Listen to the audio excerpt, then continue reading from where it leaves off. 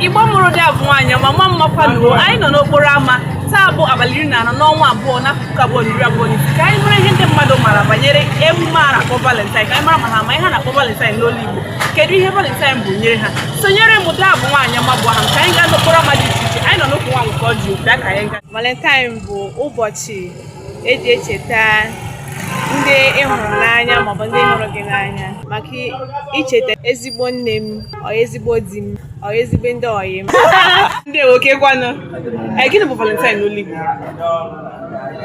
Valentine n'olu Igbo, oh, I don't know how to put it.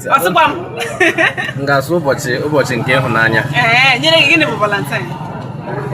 Valentine m sụọ ya n'Igbo oke Valentine ụbọchị eji celebrate love. O sibirila ndị mbụ kekwanụ udo dị. Gịnị bụ Valentine n'olu Igbo?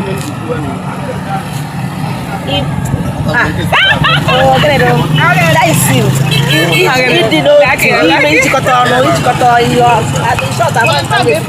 ịhụnanya ahụ ya n'olu Igbo anyị. Nyere gị ka ihe bụ Valentine na olu Igbo bụ n'olu Igbo ekụbọcha na-eme Valentine gịnị ka a na-adị eme ka ihe ọ bụ nyere gị?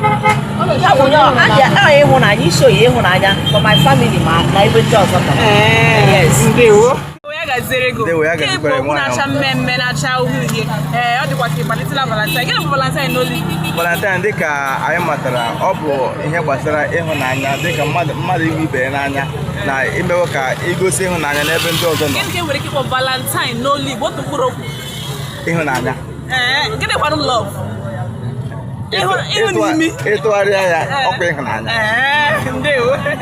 Ndewo gịnị bụ Valentine? amaghị ihe ọ bụ dịka unu si egwu nna so ịhụnanya mmadụ iche oyi mmadụ ibe ya love gịnị mmadụ bụ love n'olu Igbo?